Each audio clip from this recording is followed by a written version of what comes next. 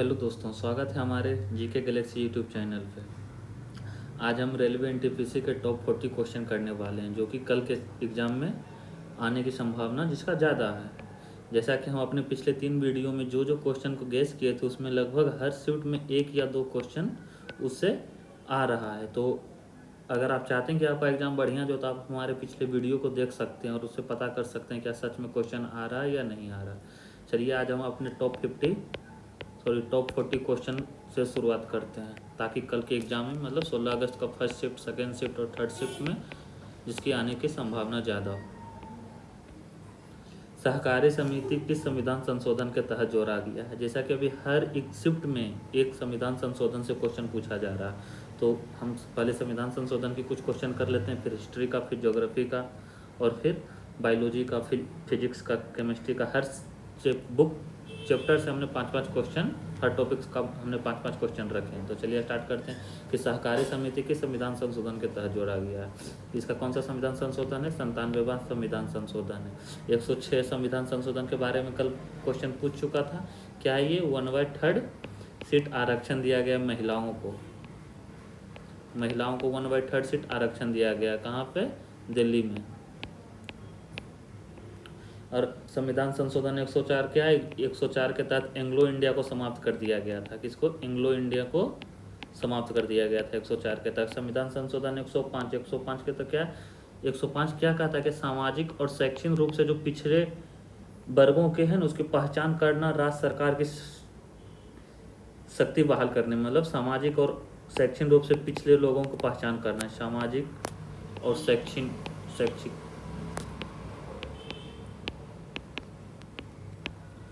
रूप से जो पिछले लोग हैं उन वर्गों का पहचान करना राज्य सरकार को शक्ति दिया गया है। नेक्स्ट चलते हैं हम लोग। नगर पालिकाओं की संरचना किस अनुच्छेद में? अब क्वेश्चन है कि नगर पालिकाओं की संरचना किस अनुच्छेद में? जैसा कि कल क्वेश्चन पूछा जा रहा था पंचायत से, तो आज हम नगर पालिका से क्वेश्चन लेके चल रहे हैं। तो यहाँ क्या कह रहा है? संरचना किस में होगा? 243(8). तो नगर पालिका के कहाँ से कहाँ तक का आर्टिकल? 243P टू 243Z तक।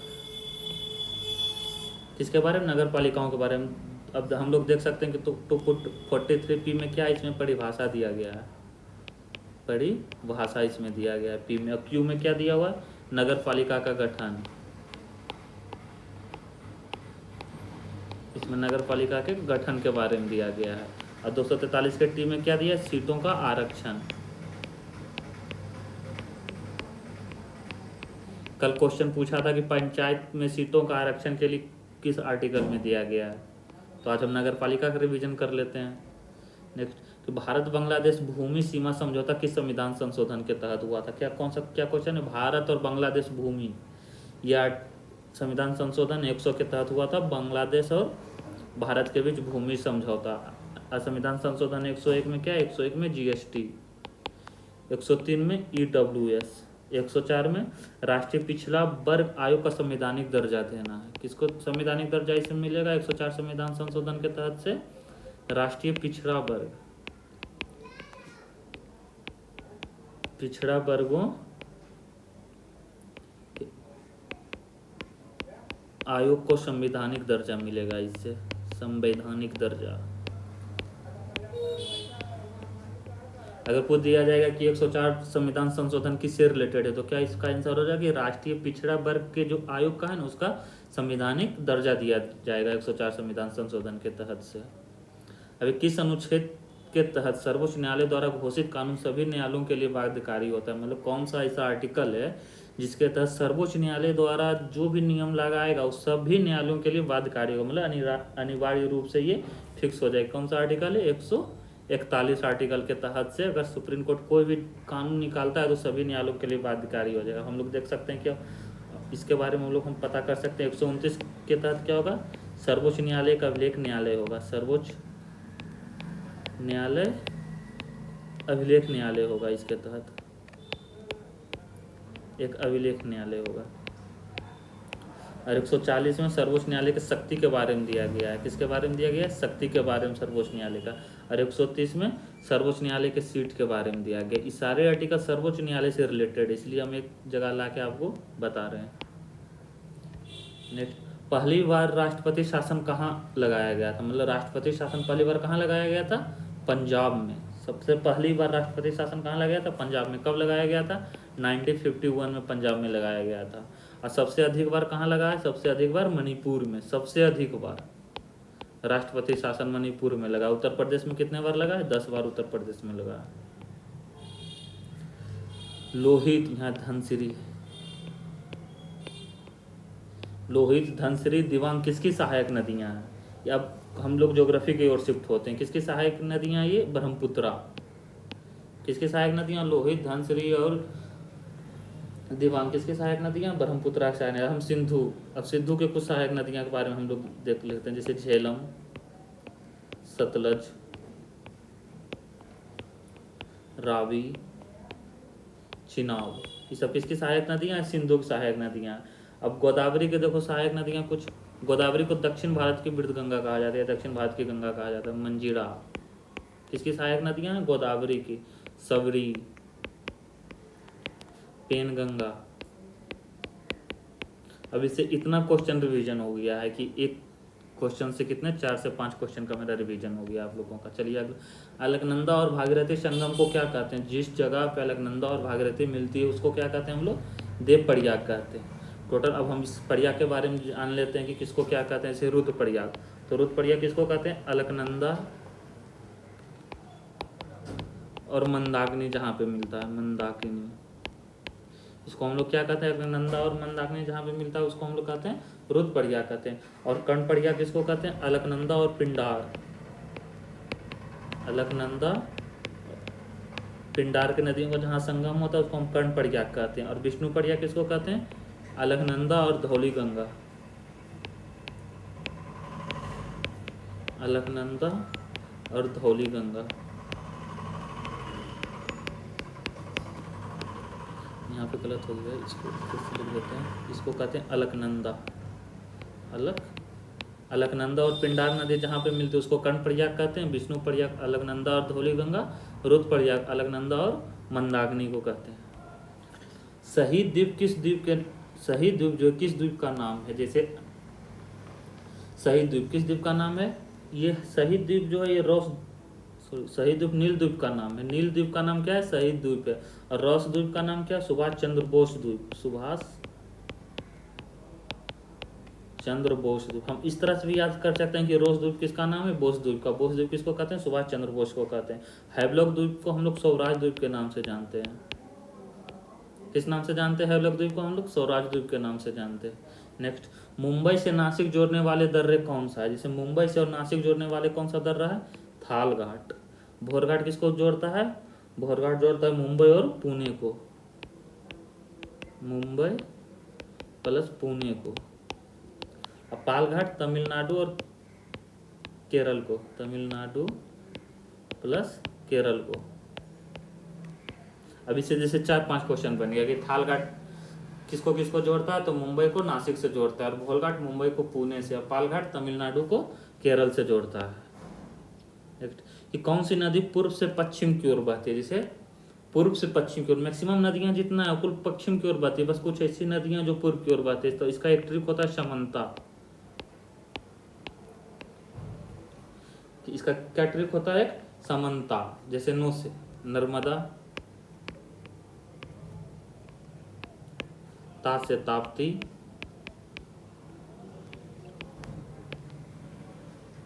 और मुंह से हो गया माही नदी, सो से साबरमती।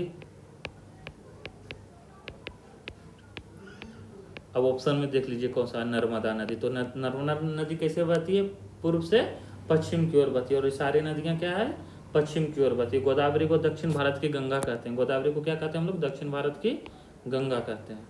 नेक्स्ट, चीर, पाइन और देवदार जैसे पेड़ किस वन में पाए जाते हैं, किस वन में पाए जाते हैं, चीड़, देवदार और पाइन जैसे शंकुधारी वन में पाए जाते हैं। कांटेदार वन में कैसे, जिसमें कांटा हो, जैसे तार का पेड़, बबूर का पेड़, ये सब कहाँ पाया जाता है, कांटेदार वन में। और आद्रपर्णवाती और शुष्कपर्णवाती सदाबहार वन है। सदाबहार वन के 2 प्रकार, इसमें सागौन का पेड़ पाया जाता है, शगुन का, शीशम का, ये सब का पेड़ कहाँ पाया जाता है, आद्रपर्णपाती वन में।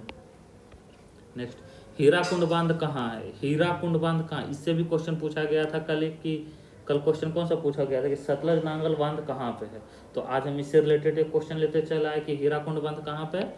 महानदी पे। हम लोग और देख लेते हैं कि कौन सा बांध किस नदी पे। भागीरथी नदी पे कौन सा बांध है? टिहरी नदी पे। सतलज नदी पे कौन से? भागल नांगल बांध है। इस पे भागल नांगल बांध। गंगा नदी पे कौन सा बांध है? फरक्का नदी।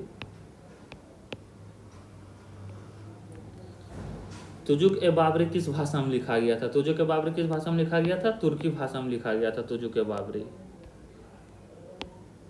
नेक्स्ट, खानवा की लड़ाई कब हुआ था? खानवा की लड़ाई कब हुआ था? एक क्वेश्चन और किसके किसके बीच हुआ था ये खानवा की लड़ाई?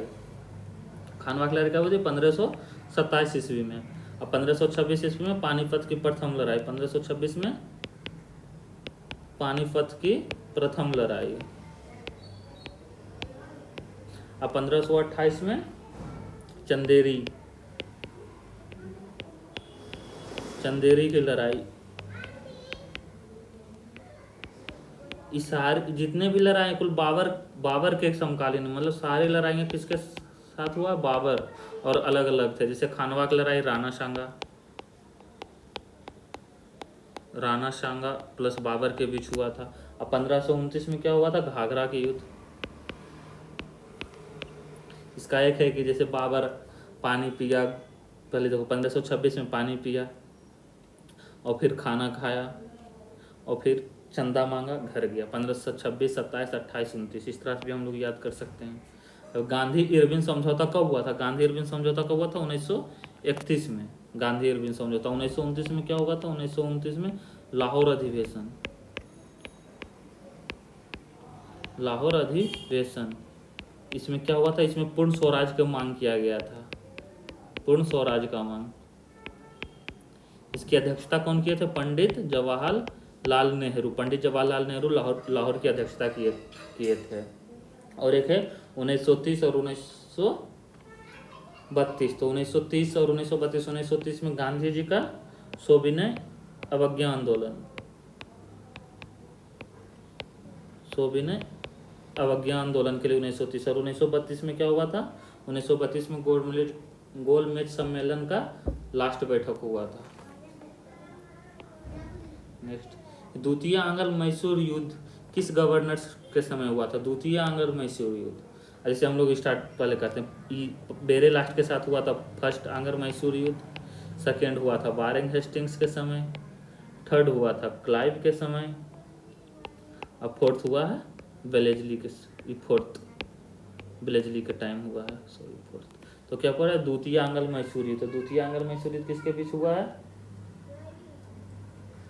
तो वारेन हेस्टिंग्स के समय। और थर्ड रॉबर्ट क्लाइव वेलेजली के साथ फोर्थ आंग्ल मैसूर। टोटल 4 आंग्ल मैसूर हुआ है। सॉरी, कितने टोटल हुए? 4।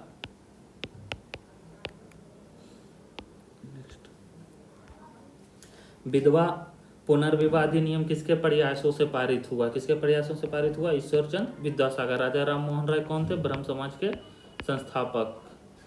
दयानंद सरस्वती आर्य समाज के संस्थापक। देवेंद्रनाथ टैगोर तत्बोधिनी सभा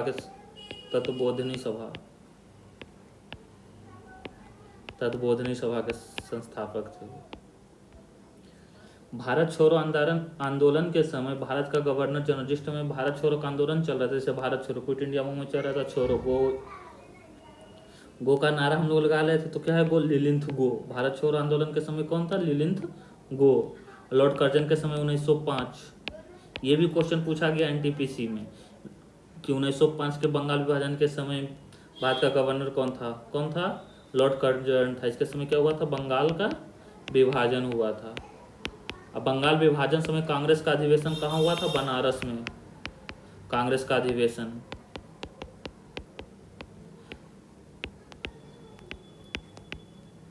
इसकी अध्यक्षता कौन कर रहे थे? गोपाल कृष्ण गोखले इसके अधिवेशन कर रहे थे। भारत स्त्री महामंडल के संस्थापक कौन है? भारत स्त्री महामंडल के कौन है? सरला देवी चौधराइन। सरला देवी चौधराइन कौन है? भारत स्त्री महामंडल के संस्थापक है। और रमाबाई रनाडे, रमाबाई रनाडे कौन है? महिला सामाजिक संस्थान के संस्थापक ही हैं। और पंडित रमाबाई, पंडित रमाबाई कौन है? पंडित रमाबाई जो हमारे आर्य महिला के संस्थापक हैं, आर्य महिला के संस्थापक हैं। और मार्गरेट कजिन्स, मार्गरेट कजिन्स कौन है? ये अखिल भारतीय महिला के संस्थापक। अब इससे देखो 4 क्वेश्चन हम लोग का रिवीजन हो गया है, जितने भी महिला से रिलेटेड थे सारे क्वेश्चन का रिवीजन हो गया। जैसे भारत स्त्री महामंडल सरला देवी चौधराइन, महिला सामाजिक संस्थान के संस्थापक रमाबाई रनाडे और आर्य महिला। ये तो क्वेश्चन पूछा ही जाता है कि आर्य महिला के संस्थापक कौन थे, तो कौन थे? पंडिता रमाबाई सरस्वती, पंडिता रमाबाई। और अखिल महिला के संस्थापक मार्गरेट कजिन्स। प्रथम कर्नाटक युद्ध किस संधि के तहत समाप्त हुआ? जैसे टोटल 3 कर्नाटक युद्ध, टोटल कितने? 3 कर्नाटक युद्ध। पहला किससे हुआ था? एक्सलापेके संधि से। पहला एक्स, इसको कहते हैं एक्सला चैपल या सैपल ही लिखाया जाता है, यहाँ मिस्टेक हो गया है।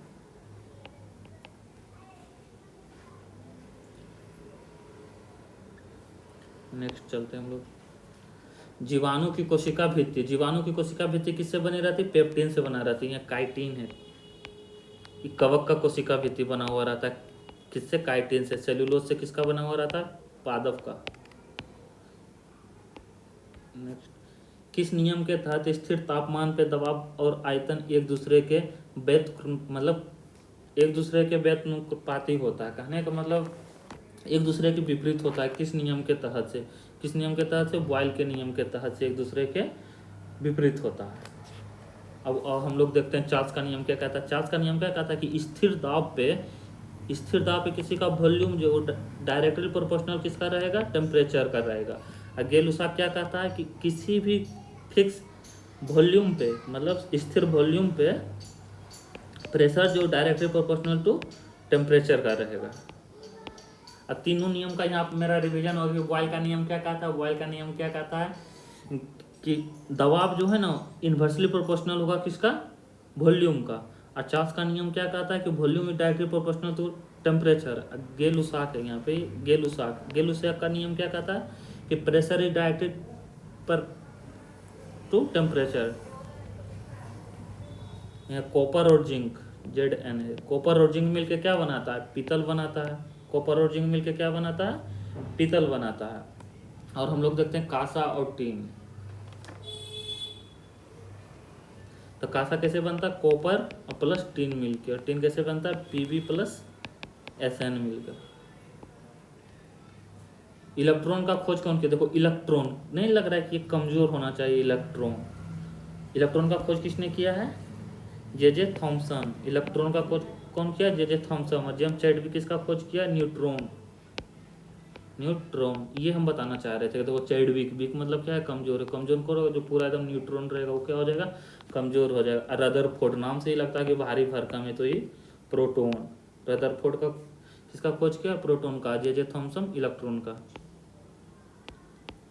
नेक्स्ट चलते हैं कि अब हम लोग स्टैटिक्स का कुछ क्वेश्चन लाए हैं। जैसे अब्दुल करीम खान किस घराने के संस्थापक थे? किस घराने के संस्थापक हैं? किराना घराने के संस्थापक है। बनारस घराने के कौन है? जानकी। जिससे हम लोग जानते हैं कि बनारस जाकर हम लोग जान जाएंगे, तो इस तरह से बनारस घराने के संस्थापक कौन हो गए? जानकी प्रसाद। लखनऊ घराने के ईश्वरी प्रसाद। मेवाती घराने के कौन है? मेवाती घराने के एक है घग्गे नजीर खान। अब इसे देखो 4 क्वेश्चन बन गया हम लोग का कि बनारस घराने के संस्थापक कौन है? जानकी प्रसाद। लखनऊ घराने के ईश्वरी प्रसाद। मेवाती घराने के घग्गे नजीर खान। और किराना घराने के संस्थापक अब्दुल करीम खान। कजरी नृत्य कहाँ का है? कजरी नृत्य कहाँ का है? उत्तर प्रदेश का। कहाँ का है कजरी नृत्य? उत्तर प्रदेश का। हम लोग कुछ लोग इसके नृत्य देख सकते हैं, जैसे राजस्थान के कलवेलिया, 13 ताली। तेलंगाना के लंबाड़ी, गुस्साडी। और हम लोग कुछ पश्चिम बंगाल के भी नृत्य 1-2 देख लेते हैं। पश्चिम बंगाल के गंभीरा, उत्तर प्रदेश का कजी हो गया, राजस्थान का तेरह तारी और करबेलिया, तेलंगाना का लंबाड़ी और गुस्साड़ी। नेक्स्ट चलते हैं। 2011 के जनगणना के अनुसार भारत का लिंगानुपात क्या था? मतलब 2011 की जनगणना को लिंगानुपात मतलब समझ रहे हो कि 1000 पुरुष पे कितने महिला, कितने 1000 पुरुष पे कितने महिला थे? भारत जिस टाइम भारत मतलब 2011 के जनगणना के अनुसार भारत का लिंगानुपात कितना था? 943। ये है मेरा क्या, ये बच्चों का लिंगानुपात है। 933 मेरा 2001 में हुआ करता था लिंगानुपात। नेक्स्ट, चलो क्वेश्चन खत्म हो गया है। तो आपको हम अभी लगभग 30 से 40 क्वेश्चन लगभग बताएं आपको अपने इस सेट में। तो आप लोग इसको एक बार रिवीजन कर लीजिएगा। इससे देखिएगा कल के एग्जाम में पक्का फिक्स है कि एक या दो क्वेश्चन इससे जरूर आएगा। फिक्स है कि एक या दो क्वेश्चन इससे जरूर आएगा कल के एग्जाम में। तो आप लोग इसको एक बार अच्छे से रिवीजन कर लीजिएगा। ठीक है, फिर मिलते हैं हम आपको अगले नेक्स्ट वीडियो में, या फिर हम रिलेटेड कुछ करंट अफेयर का कुछ एक सेट बना के लाते हैं आप लोग के लिए। अगर अच्छा लगे तो आप लोग लाइक शेयर और सब्सक्राइब कर दीजिएगा। थोड़ा सा और कमेंट कर दीजिएगा कहाँ पे गलती हो रही है, तो फिर नेक्स्ट टाइम से उसको सुधार लिया जाएगा।